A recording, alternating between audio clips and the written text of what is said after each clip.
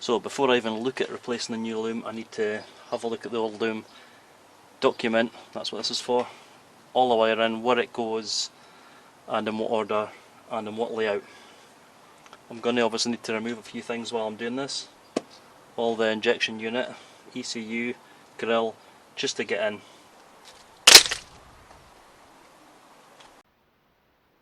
So I fitted the new loom, hooked everything up, started the engine.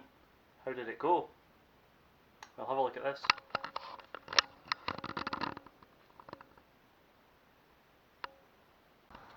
And this. So you might have guessed it didn't go too well.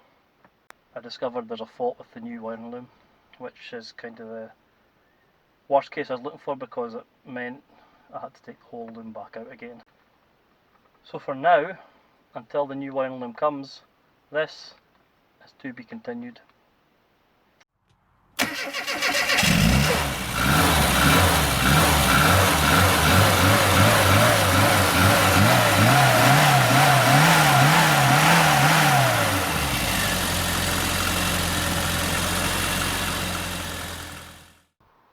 I'm now ready to get the new replacement wiring loom in. I didn't waste my time waiting on it coming.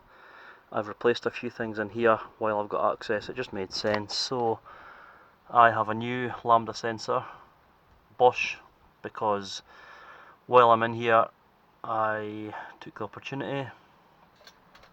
New bushes on the upper steady, replaced with a brand new fuse box, new relays, and just a few different wiring that was snapped off and that corroded and I didn't like. This engine bay's got a long way to go. I've said numerous times before, Ed will be getting a full restoration, but at this stage I want a running car.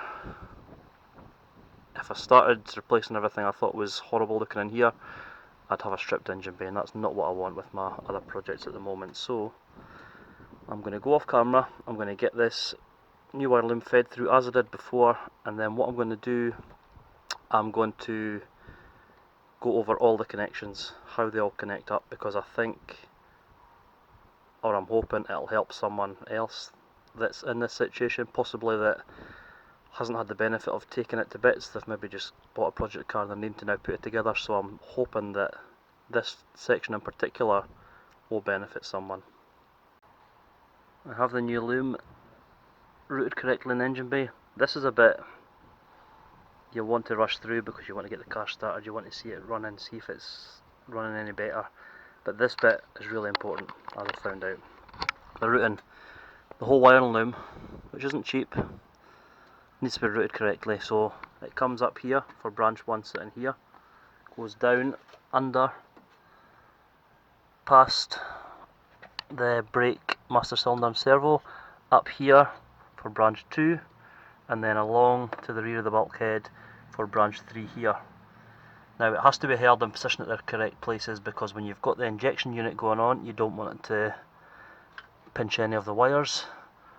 Engine bay obviously gets hot, you don't want the main loom touching any of the block and melting the wires, and it's a very fine mixture of wires. They're the correct length to reach certain things. So if you've got, for example, up here it's too far over this way, it then means that you're coming down to put this bit here and you're finding the alternator wire doesn't reach and plug into the alternator. So take your time with this bit, make sure it's done properly, because when you go to put the rest of the parts of the engine together, you want it just to go straight on without having to rewire things, unplug things and redo it again.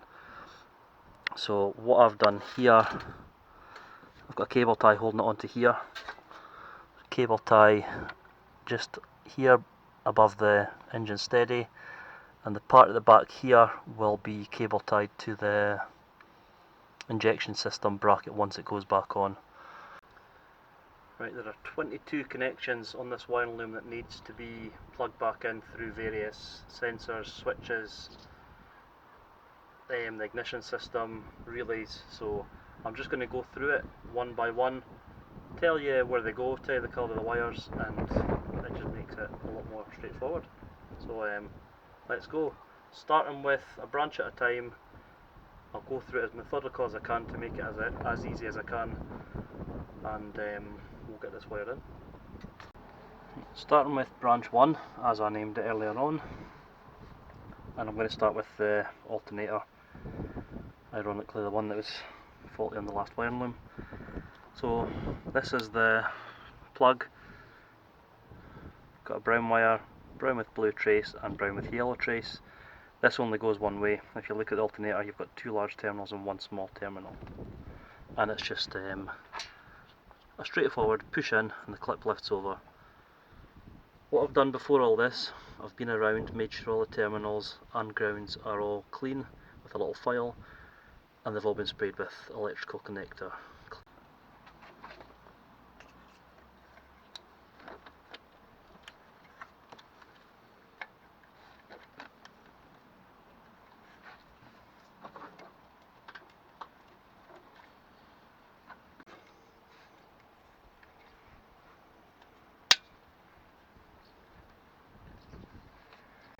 Onto the starting motor. This one with 2 brown wires and the ring connector attaches onto here.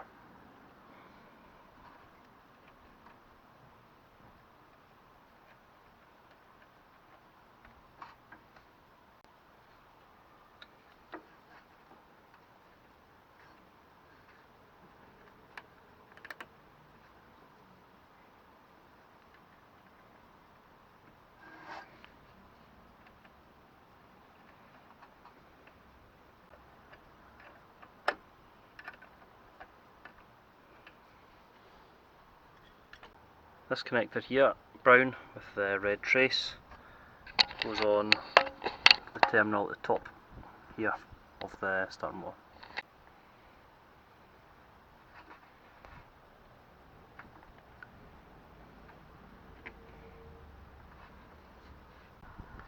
This black connector here, so there's a few like this in the loom, but this is the only one on the first branch. This connects down here, if you can see there for the light, and that just a clip fit, and that is the crank sensor. This connector here, brown with a pink trace, goes on the positive of the coil.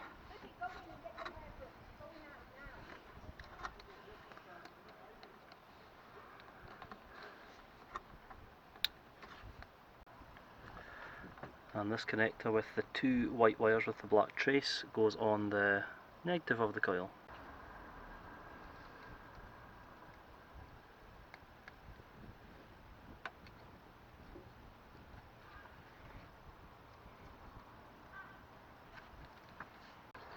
This connection here with the white and the brown trace is the oil sensor, which is right here where my finger is, and it's just a push on. This is the earth wire with the 2 ring connectors, and it connects onto the earth of the car, which you can see because of its location, the length of the screw and the other wires connecting it is very fiddly. I can't stress the importance of making sure this is clean, because if you get a bad earth then it can cause all sorts of problems. So I'm going to go off camera and get this attached on there. So the 2 left on branch A are the 2 wire harnesses here. Now these go into the ECU here and here. There's only one way each of them can go. This is for early SPI minis. The later SPI minis will only have 1 plug, so you only have 1 plug here.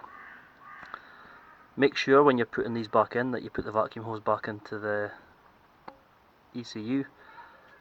For that purpose I'm just going to leave these loose just now until I've got the rest of the injection system connected, and I'll then connect these up last so I can get it all connected at the same time.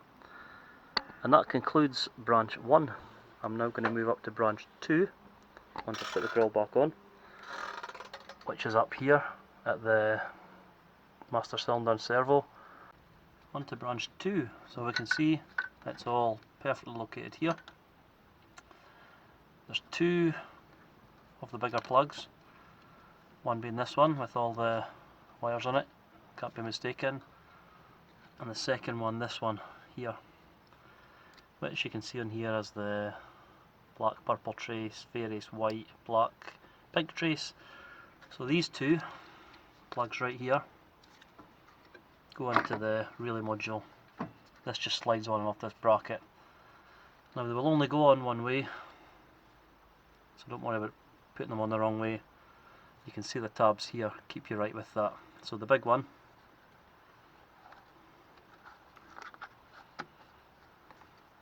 squeeze here to get it on.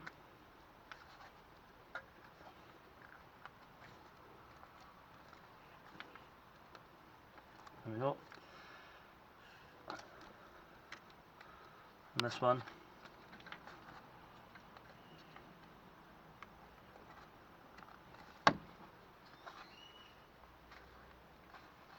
and it just hooks back on the bracket there. This one here with this multi-plug, see it's got the, where are we?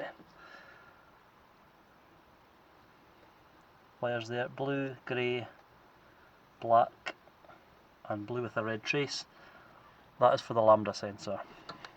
So the new lambda sensor I put on comes here. It's wired on, sorry, it's clipped onto the main loom, so it can't go against anything hot.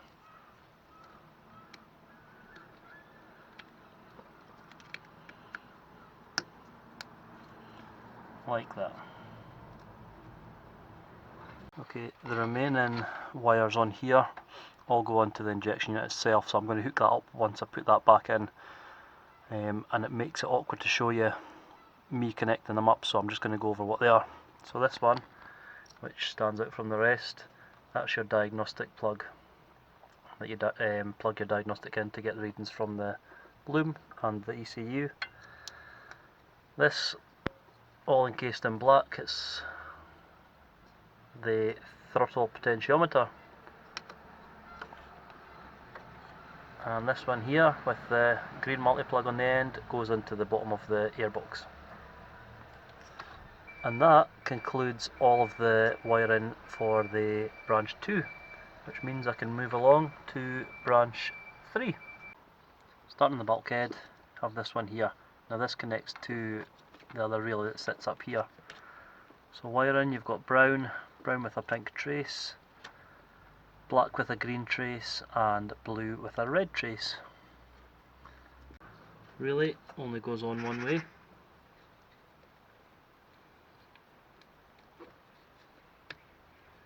On the back here there is a bracket that slides on the bracket on the bulkhead here. This multi-plug, various different wires on it, attaches to the main wiring harness of the car, which sits on this bracket on the bulkhead here, and this one here.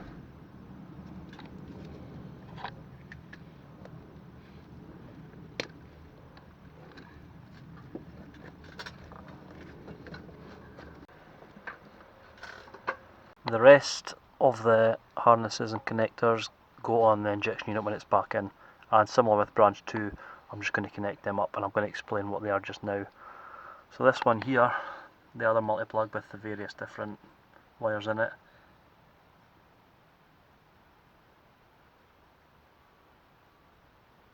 is for the fuel injector.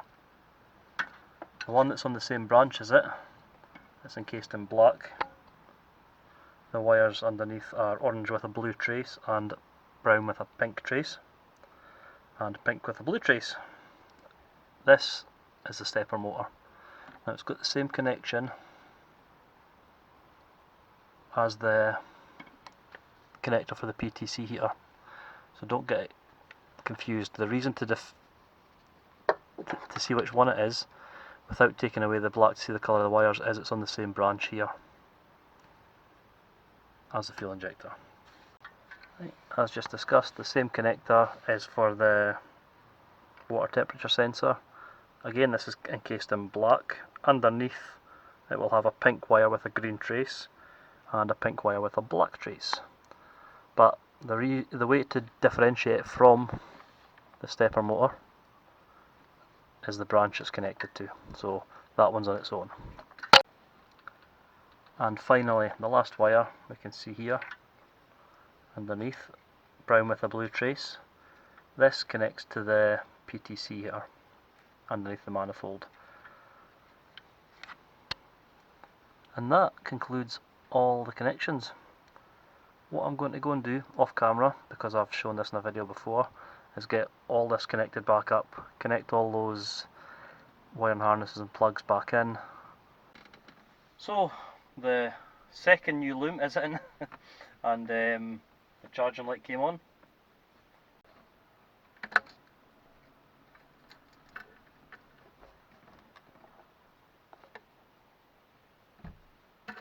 The engine starts up and runs great.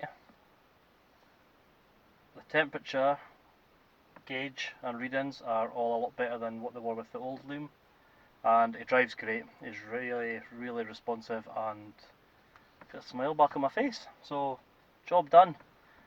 There was something else needs done. I came across a few things while I was fixing that story of the classic car, classic Mini. So yeah, but I'm really pleased I decided to change the wiring loom. It's given me a good peace of mind. It's given them better drivability, more reliability, and may that continue. So thanks for watching, take care, and I'll see you on the next video. Cheers!